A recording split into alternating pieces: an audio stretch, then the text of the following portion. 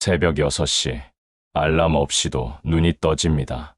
74세가 되니 잠이 많지 않습니다. 조용한 아파트. 혼자 사는 지 벌써 10년째입니다. 여보가 떠난 지도 10년. 암이었습니다. 마지막까지 제 손을 꼭 잡고 있던 그 손의 온기가 아직도 생생합니다. 부엌으로 향합니다. 냉장고를 열어봅니다. 김치 한 통, 계란 3개, 우유 반 팩. 어제 막내딸 은지가 사다 준 것들입니다. 감사하면서도 한편으론 미안합니다. 74세 아버지가 딸에게 반찬을 얻어먹고 사니 저는 한도현, 전직 시청 조경과 공무원이었습니다. 30년을 일했습니다. 나무를 심고 꽃을 가꾸고 공원을 만들었습니다. 그때는 자랑스러웠습니다. 우리 도시를 아름답게 만드는 일이라고 생각했으니까요. 하지만 지금은 다릅니다. 은퇴 후 받는 국민연금은 월 60만 원. 그게 전부입니다. 약값만 해도 한 달에 15만 원. 고혈압, 당뇨, 관절염. 74세의 몸은 약 없이는 하루도 버티기 힘듭니다. 관리비 12만 원. 전기세, 수도세, 가스비 합해서 8만 원. 통신비 3만 원. 계산해보면 남는 건 22만 원. 한 달을 22만 원으로 살아야 합니다. 하루에 7천 원, 조금 넘는 돈. 아침은 계란 하나에 밥, 점심은 라면, 저녁은 김치에 밥. 가끔 은지가 사다 주는 반찬으로 며칠을 버팁니다. 자식은 셋입니다. 큰아들 경수는 서울에서 회사를 다닙니다. 둘째 명수는 인천에서 자영업을 합니다. 막내딸 은지는 같은 도시에 살지만 그녀도 워킹맘이라 바쁩니다. 명절 때만 셋이 모입니다. 설날, 추석, 1년에 2번. 그마저도 점심 먹고 저녁 전에 떠납니다. 바쁘다고 합니다. 이해합니다. 다들 자기 삶이 있으니까요. 하지만 가끔은 외롭습니다. 아주 가끔. 거실 소파에 앉아 TV를 봅니다. 뉴스에서는 노인 빈곤율이 높다고 합니다. 저도 그 통계 안에 들어가는 사람입니다. 웃음이 나옵니다. 씁쓸한 웃음. 벽에 걸린 아내의 사진을 봅니다. 환하게 웃고 있는 얼굴. 60대 초반의 모습입니다. 아직 건강하던 시절. 우리가 행복하던 시절. 저는 조용히 말합니다. 여보, 잘 지내고 있어? 나는 그럭저럭 살고 있어. 물론 대답은 없습니다. 하지만 이렇게라도 말을 걸어야 하루가 조금 덜 외롭습니다. 오후가 되어 은지가 전화했습니다. 아빠, 오늘 저녁에 갈게요. 반찬 좀 해드리려고요. 저는 대답합니다. 아니야, 바쁠 텐데. 괜찮아. 아니에요. 금방 갈게요. 전화를 끊고 나서 저는 한숨을 쉽니다. 고맙지만 미안합니다. 74세 아버지가 딸의 도움으로 살고 있다는 게 자존심이 상합니다. 저녁 7시, 은지가 왔습니다. 손에는 반찬 통이 가득합니다. 아빠, 제육볶음이랑 멸치볶음 해왔어요. 저는 웃으며 대답합니다. 고맙다, 은지야. 잘 먹을게. 은지는 30분쯤 있다가 떠났습니다. 아이들 학원 보내야 한다며 혼자 남은 거실. 다시 조용해집니다. 저는 소파에 앉아 천장을 바라봅니다. 그리고 조용히 중얼거립니다. 여보, 나도 이제 내 힘으로 살고 싶어. 자식들 손 안 벌리고 내 돈으로, 내 이름으로 살고 싶어. 아내의 사진이 저를 바라봅니다. 마치 대답하는 것처럼 환하게 웃고 있습니다. 그날 밤, 저는 잠이 오지 않았습니다. 계속 생각했습니다. 어떻게 하면 내 힘으로 살 수 있을까? 어떻게 하면 자존심을 지킬 수 있을까? 그 답을 찾기 위해 밤새도록 고민했습니다. 며칠 후, 어느 오후, TV를 보고 있었습니다. 평소처럼 별 생각 없이 채널을 돌리다가 한 광고가 눈에 들어왔습니다. 화면에는 저와 비슷한 나이의 노부부가 환하게 웃고 있었습니다. 그리고 자막이 떴습니다. 집은 그대로, 연금은 평생, 주택연금. 저는 그 단어를 몇 번이나 되뇌었습니다. 광고는 계속되었습니다. 집을 담보로 맡기면 평생 매달 연금을 받을 수 있다고 했습니다. 집은 계속 살 수 있고 돌아가신 후에는 배우자가 계속 받을 수 있다고 했습니다. 제 가슴이 두근거리기 시작했습니다. 혹시 이게 답일까? 혹시 이게 제가 찾던 방법일까? 하지만 동시에 두려움도 밀려왔습니다. 자식들은 뭐라고 할까? 이 집은 제가 30년 일해서 마련한 집이지만 언젠가는 아이들에게 물려줄 유산이기도 했으니까요. 며칠을 고민했습니다. 밤에 잠을 이루지 못했습니다. TV를 켤 때마다 그 광고가 보였습니다. 집은 그대로, 연금은 평생. 마치 저를 부르는 것 같았습니다. 일주일 후, 저는 결심했습니다. 한국주택금융공사의 주소를 검색했습니다. 손이 떨렸습니다. 74년을 살면서 이렇게 떨린 적이 별로 없었습니다. 아내와 결혼할 때, 첫째가 태어났을 때, 그리고 오늘 버스를 타고 공사로 향했습니다. 창밖 풍경이 낯설게 느껴졌습니다. 마치 새로운 인생으로 가는 길 같았습니다. 도착했습니다. 자동문을 통과해 안으로 들어갔습니다. 안내 데스크에서 조심스럽게 물었습니다. 저기, 주택연금 상담받고 싶은데요. 젊은 직원이 친절하게 웃으며 대답했습니다. 네, 어르신. 2층 상담실로 안내해 드릴게요. 엘리베이터를 타고 2층으로 올라갔습니다. 상담실 문 앞에서 잠시 망설였습니다. 들어가도 될까? 이게 정말 맞는 선택일까?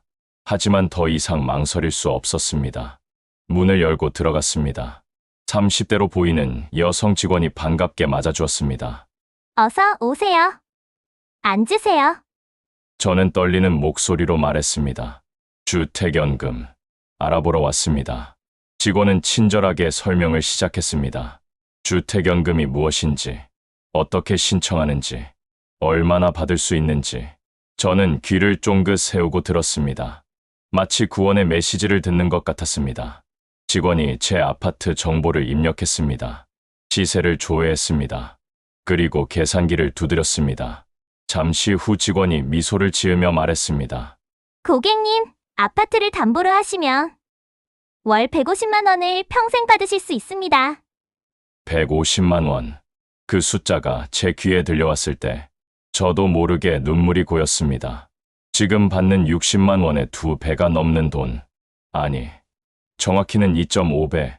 그 돈이면 약값 걱정 없이 살 수 있습니다. 전기세 걱정 없이 살 수 있습니다. 자식들 눈치 보지 않고 살 수 있습니다. 무엇보다 제 힘으로, 제 이름으로 살 수 있습니다. 저는 떨리는 목소리로 물었습니다. 정말 평생 받을 수 있나요? 네, 어르신. 평생 보장됩니다. 돌아가실 때까지 매달 지급됩니다. 제 가슴이 벅차올랐습니다. 이제 자식들에게 손 안 벌리고 살 수 있겠구나. 이제 내 힘으로 살 수 있겠구나. 직원이 서류를 건넸습니다. 신청서였습니다. 저는 떨리는 손으로 펜을 잡았습니다. 한 글자 한 글자 제 이름을 썼습니다. 한도현. 74년을 살아온 이 이름으로 새로운 인생을 시작하는 순간이었습니다. 서류에 도장을 찍었습니다. 그 순간 느꼈습니다. 이건 단순한 금융상품이 아니라고. 이건 제 마지막 자존심을 지키는 선택이라고. 이건 제가 다시 한도현으로 사는 방법이라고. 상담을 마치고 밖으로 나왔습니다. 하늘이 유난히 푸르게 보였습니다. 공기가 상쾌했습니다. 제 발걸음이 가벼웠습니다. 74세의 몸이지만 마치 20대처럼 가볍게 느껴졌습니다. 버스 정류장으로 걸어가면서 저는 중얼거렸습니다. 여보, 봤지? 이제 나도 내 힘으로 살 수 있어. 이제 우리 아이들 눈치 안 봐도 돼. 하늘 어딘가에서 아내가 웃고 있는 것 같았습니다. 그날 밤, 저는 오랜만에 편안하게 잠들었습니다. 희망이라는 단어를 오랜만에 가슴에 품고 일주일 후 주택금융공사에서 전화가 왔습니다. 고객님, 주택연금 승인되셨습니다. 다음 주부터 매달 150만 원 입금됩니다. 저는 기쁨에 떨리는 목소리로 대답했습니다. 감사합니다. 정말 감사합니다. 전화를 끊고 저는 한참을 그 자리에 서 있었습니다. 드디어 제 힘으로 살 수 있게 되었습니다. 너무 기뻐서 막내딸 은지에게 전화를 걸었습니다. 좋은 소식을 나누고 싶었습니다. 은지야, 아빠가 좋은 소식이 있어. 주택연금 신청했는데 승인됐어. 전화 너머 은지의 목소리가 당황스럽게 들렸습니다. 네. 아빠, 주택연금이요? 그게 무슨 말씀이세요? 저는 설명했습니다. 집을 담보로 맡기면 평생 연금을 받을 수 있다고. 이제 자식들 손 안 벌리고 살 수 있다고. 하지만 은지의 반응은 제가 예상한 것과 달랐습니다. 아빠, 잠깐만요. 오빠들한테 알려야겠어요. 불안한 예감이 들었습니다. 며칠 뒤, 세 자식이 모두 제 집에 모였습니다. 큰아들 경수, 둘째 명수, 막내딸 은지. 오랜만에 보는 아이들의 얼굴이었습니다. 하지만 그들의 표정은 밝지 않았습니다. 거실 소파에 둘러앉았습니다. 무거운 침묵이 흘렀습니다. 큰아들 경수가 먼저 입을 열었습니다. 아버지, 왜 상의도 없이 이런 결정을 하셨어요? 저는 당황했습니다. 상해, 이건 내 집인데. 둘째 명수가 끼어들었습니다. 아버지, 그럼 저희 재산은요? 상속은요? 그 말을 듣는 순간 저는 온몸이 얼어붙는 것을 느꼈습니다. 재산, 상속, 아이들의 관심은 제가 아니라 제가 가진 집이었습니다. 막내딸 은지가 조심스럽게 말했습니다. 아빠, 오빠들 말이 맞아요. 좀 더 신중하게 생각하셨어야죠. 저는 말했습니다. 나는 그냥 내 힘으로 살고 싶었어. 너희들 손 안 벌리고. 큰아들이 말을 끊었습니다. 아버지, 그러지 마시고요. 저희가 매달 생활비 드릴게요. 주택연금은 취소하세요. 둘째도 거들었습니다. 맞아요. 우리가 120만 원씩 모아서 드릴게요. 그러니까 집은 그대로 두세요. 120만 원, 150만 원도 아니고 120만 원. 그것도 셋이서 나눠서 한 명당 40만 원씩. 저는 씁쓸하게 웃었습니다. 하지만 아이들의 눈빛을 보니 거절할 수가 없었습니다. 결국 저는 고개를 끄덕였습니다. 알았어. 취소할게. 아이들은 안도의 한숨을 쉬었습니다. 하지만 저는 알고 있었습니다. 이 약속이 지켜지지 않을 거라는 것을. 아이들이 떠난 후 혼자 남은 거실은 더 넓고 더 텅 비어 보였습니다. 저는 아내의 사진을 바라보았습니다. 여보, 내가 잘못 생각한 걸까? 사진 속 아내는 아무 대답도 하지 않았습니다. 그저 환하게 웃고 있을 뿐이었습니다. 그날 밤, 저는 주택금융공사에 전화를 걸었습니다. 떨리는 목소리로 말했습니다. 신청, 취소하고 싶습니다. 전화를 끊고 나서 저는 한참을 울었습니다. 74년을 살면서 이렇게 무력하게 느껴진 적이 없었습니다. 첫 달, 약속대로 120만 원이 입금되었습니다. 통장을 확인했을 때 저는 안도했습니다. 아이들이 약속을 지키는구나. 제 선택이 틀리지 않았구나. 하지만 그 안도감은 오래가지 못했습니다. 두 번째 달, 통장에 돈이 들어오지 않았습니다. 저는 기다렸습니다. 혹시 늦는 것일 수도 있으니까. 며칠을 기다렸지만 입금은 없었습니다. 큰아들에게 전화를 걸었습니다.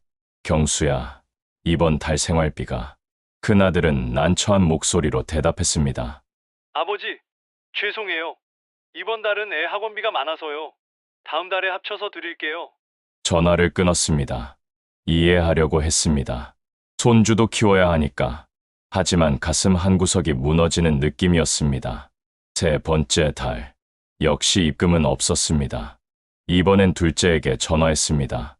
명수야, 생활비가 아직. 둘째도 비슷한 핑계를 댔습니다. 아버지, 요즘 장사가 안 돼서요. 조금만 기다려주세요. 저는 더 이상 말하지 않았습니다. 막내딸 은지에게는 전화하지 않았습니다. 은지도 자기 살림이 바쁠 텐데 늙은 아버지가 자꾸 손 벌리는 게 창피했습니다. 네 번째 달, 통장 잔액은 바닥이 났습니다. 약값을 살 돈도 없었습니다. 저는 약을 반으로 쪼개서 먹기 시작했습니다. 하루에 한 알 먹어야 할 약을 반 알만 먹었습니다. 그렇게라도 버텨야 했으니까요. 다섯 번째 달, 전기세 고지서가 왔습니다. 밀린 요금 때문에 곧 전기가 끊긴다는 경고문이 함께 왔습니다. 저는 빈 통장을 바라보았습니다. 잔액 8,000원, 한 달을 8,000원으로 살아야 했습니다. 그날 저녁, 문을 두드리는 소리가 들렸습니다. 제 자식이 다시 찾아왔습니다. 이번에는 생활비를 가져온 게 아니었습니다. 거실에 앉은 아이들의 표정이 심각했습니다. 큰아들이 조심스럽게 말을 꺼냈습니다. 아버지, 저희가 상의한 게 있어요. 저는 불안한 마음으로 물었습니다. 무슨 상해? 둘째가 말했습니다. 아버지 혼자 사시기 힘드시잖아요. 그래서 집 명의를 저희에게 증여해 주시면 저희가 관리해 드리려고요. 증여.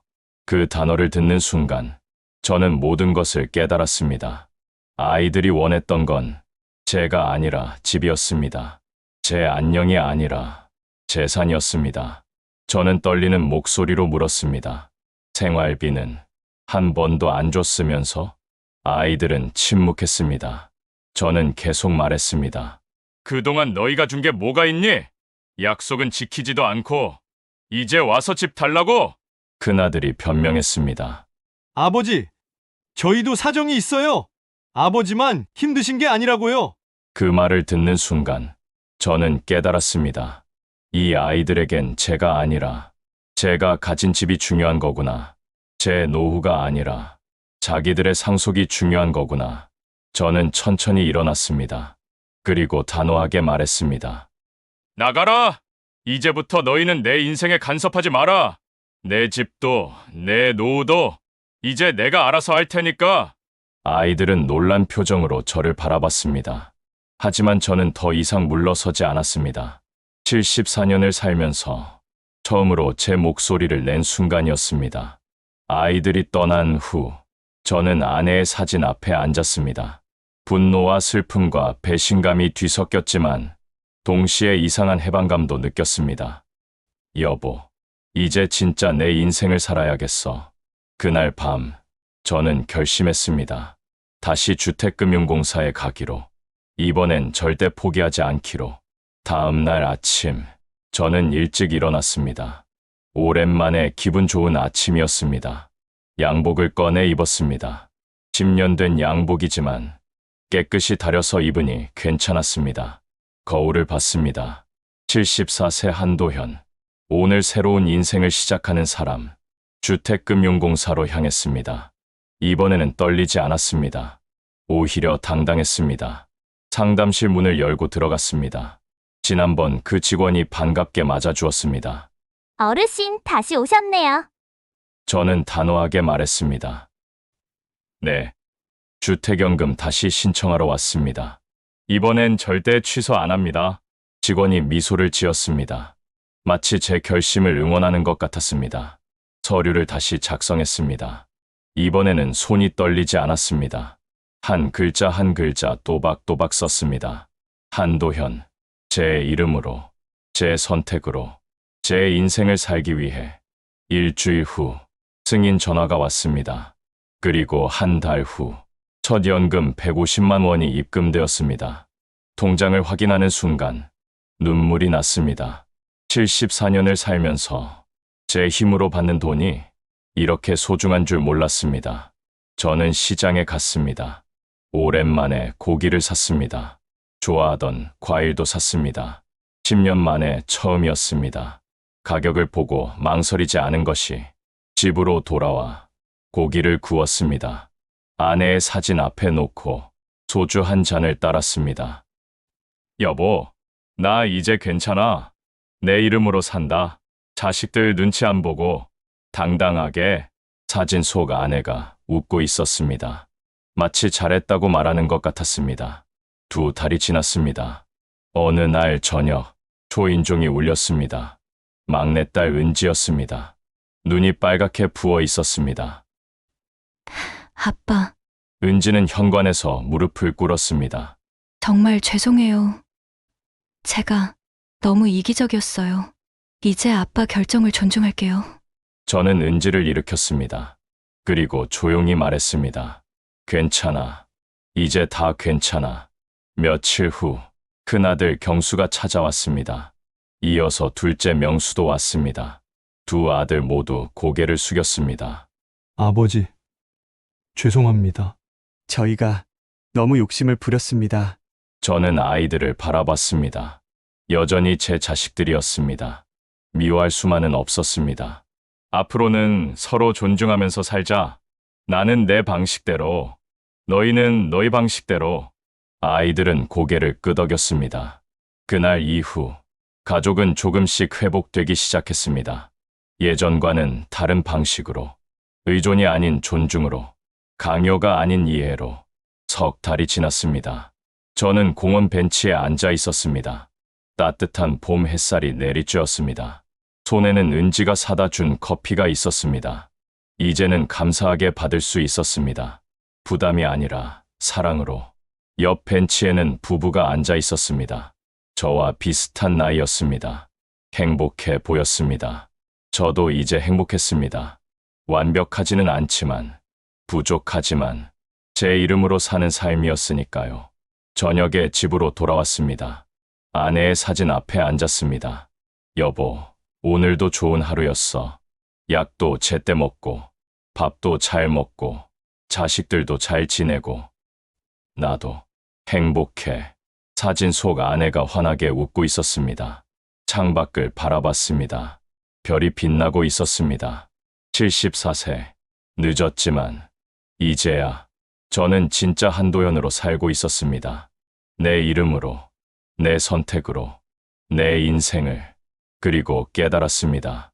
사랑은 의존이 아니라 존중해서 자라는 거구나. 가족은 소유가 아니라 서로를 인정하는 것이구나. 노년은 끝이 아니라 새로운 시작일 수도 있구나. 그날 밤, 저는 오랜만에 편안하게 잠들었습니다. 내일도, 모레도, 앞으로도 한도연으로 살아갈 것입니다. 당당하게. 여러분, 제 이야기 어떠셨나요? 혹시 여러분도 비슷한 고민을 하고 계신가요? 노후 준비, 자식과의 관계, 경제적 자립, 우리 모두의 이야기일 수 있습니다. 댓글로 여러분의 생각을 나눠주세요. 여러분의 경험과 조언이 누군가에게는 큰 힘이 될 수 있습니다. 끝까지 들어주셔서 진심으로 감사드립니다. 여러분 모두 존중받는 노년을 보내시길 바랍니다. 구독과 좋아요는 더 좋은 이야기를 만드는 힘이 됩니다. 감사합니다.